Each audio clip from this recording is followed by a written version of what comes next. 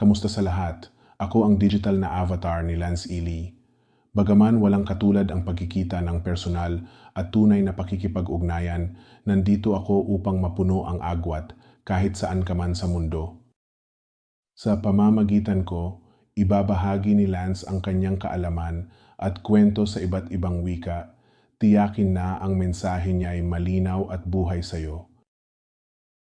Sa pagsasaliksik at paglalakbay, tandaan na lahat sa buhay ay hiram lamang.